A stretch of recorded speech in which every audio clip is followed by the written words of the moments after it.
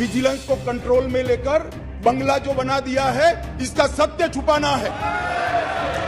जो भ्रष्टाचार हो रहा है, इसका सत्य छुपाना है।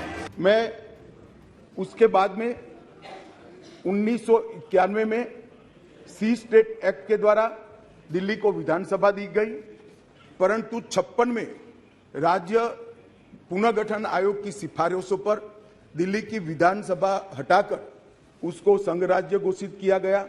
लगभग 3 दशक तक ये व्यवस्था चलती रही।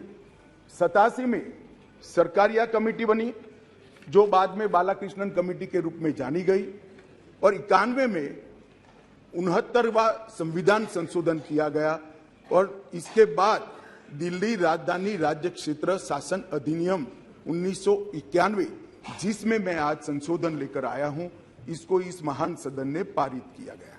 और वही विधेयक के अंदर, संविधान संशोधन के अंदर 239A, जिसका मैंने जिक्र किया, उसमें इस संसद को राजधानी क्षेत्र के किसी भी हिस्से के लिए और किसी भी कार्य के लिए कानून बनाने के लिए संपूर्ण अधिकार संसद को देने का काम किया गया। मान्यवर, समस्या कहां से समाप्त शुरू हुई? 1993 से व्यवस्था चली आ रही थी। कभी भारतीय जनता पार्टी सत्ता में आई, कभी कांग्रेस पार्टी ने शासन किया, कभी ऊपर कांग्रेस का शासन था तब हमारी सरकार थी, तो कभी ऊपर कांग्रेस की सरकार थी तब नीचे हमारा शासन था, मगर कोई झगड़ा नहीं हुआ था।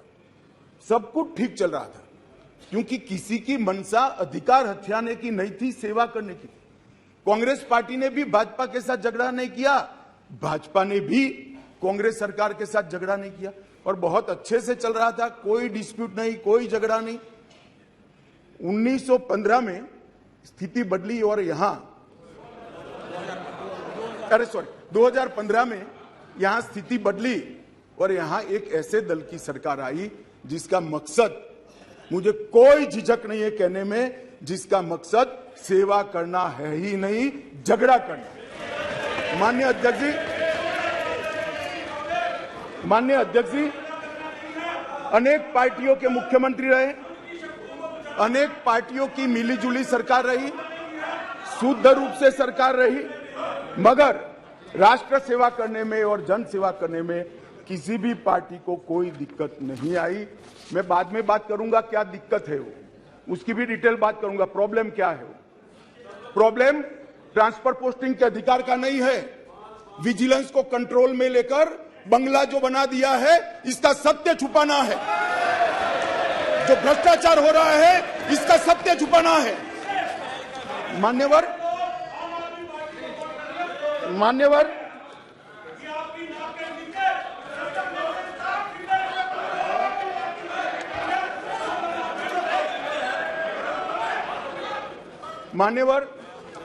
उसके बाद में 15 में अचानक ही दिल्ली राज्य सरकार ने एक विषय सर्कुलर निकाला, जिसमें उन्होंने ट्रांसफर पोस्टिंग के अधिकार अपने हाथ में लिए। केंद्र सरकार ने एक नोटिफिकेशन निकाला, उसको हाईकोर्ट में चैलेंज किया गया। हाईकोर्ट का फैसला केंद्र सरकार के पक्ष में आया, इसको सुप्रीम कोर्ट में चैलेंज कर दिया गया, उसमें खंडित जनादेश आया, फिर संविधान पीठ बनी। संविधान पीठ ने कुछ फैसले कर नीचे फिर से 2 जजों की बेंच को दिया, उसमें भी सहमति नहीं बन पाई, और फिर से संविधान पीठ बनी जिसने अभी अभी फैसला दिया। मान्यवर, वो जो इंटरप्रिटेशन है, वो इंटरप्रिटेशन उन्होंने कानूनी और मॉरल दृष्टि से नहीं किया। उन्होंने इंटरप्रिटेशन कानून की स्थितियों का करते हुए ये कहा है कि फिर भी दिल्ली देश की संसद को और भारत सरकार को दिल्ली संघ राज्य क्षेत्र के लिए हर प्रकार का कानून बनाने का अधिकार है। वो अधिकार का उपयोग कर एक वटहुकम, एक नोटिफिकेशन निकाला गया, और वो नोटिफिकेशन इसलिए निकालना पड़ा कि संसद उस वक्त काम नहीं कर रही, मतलब संसद बैठी नहीं थी, बैठकें चल नहीं रही, तो नोटिफिकेशन निकला और संसद सत्र के अनुपस्थिति में जो नोटिफिकेशन निकला, इसको मैं यहां लेकर आया हूं, जो आज सदन के चर्चा के लिए मैंने आप सबके सामने रखा है। मेरा सभी पक्ष के सदस्यों से विनंती है कि चुनाव जीतने के लिए, किसी समर्थन हासिल करने के लिए, किसी पक्ष का विधेयक का समर्थन करना या विरोध करना, ऐसी राजनीति नहीं करनी चाहिए। नए गठबंधन बनाने के अनेक प्रकार होते हैं। नया गठबंधन बनाने के अनेक प्रकार होते हैं। विधेयक और कानून देश के भले के लिए लेकर आते हैं। इसका विरोध या इसका समर्थन भी देश के और दिल्ली के भले के लिए करना चाहिए। अगर हमारी राजनीति में थोड़ी स्वीकृति कम है तो सबको मिलाना है। दिल्ली का जो होना है वो हो, जितना भ्रष्टाचार होना है वो हो। मंत्री कुछ भी करे, मुख्यमंत्री करोड़ों के बंगले बनाए, मगर हम विपक्ष में रहते हुए समर्थन करेंगे क्योंकि हमें गठबंधन बनाना है। इस तरह से नहीं सोचना चाहिए। मेरी अपील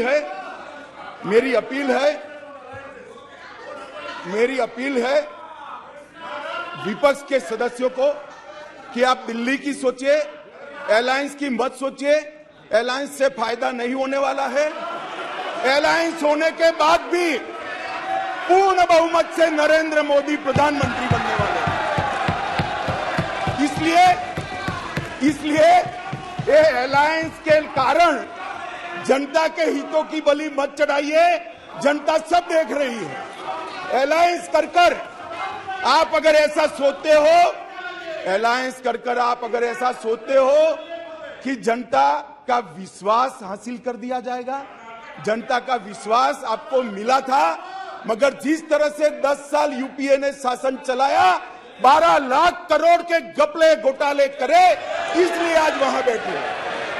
और मैं फिर से कहना चाहता हूं, दिल्ली सरकार के घपले घोटाले भ्रष्टाचार को प्रचिन्न रूप से अलायंस की गरज के कारण मदद कर रहे हो। पूरा देश देख रहा है और पूरा देश चुनाव में इसका हिसाब किताब करेगा। मान्यवर, मैंने ये सदन के सामने रखा है बिल को। मेरा सभी से निवेदन है कि अलायंस के मद्देनजर इस पर अपना अभिप्राय न करें। देश के और राजधानी क्षेत्र के भले के लिए न्यूट्रलिटी से बात करें। और वैसे भी मैं बता देता हूं, विशेषकर कांग्रेस पार्टी वालों को, कि ये बिल पारित होने के बाद वो अलायंस में आपके साथ आने वाले नहीं है। तो जो सच है वो करिए। इतना अपील करके मेरी बात को समाप्त करें। प्लीज, माननीय सदस्य, आपको बोलने का मौका दिया जाएगा, लेकिन आप बार बार उठोगे तो मौका नहीं दिया जाएगा। ये सदन है, सभी माननीय सदस्यों आग्रह, आपको मौका दिया जाएगा। आप एक पार्टी के हो और आपको मौका देंगे, लेकिन बीच बीच में नहीं उठते हैं, नहीं तो आपका समय खत्म हो जाएगा। आप भी अपनी बात कहना। अधीर रंजन चौधरी जी।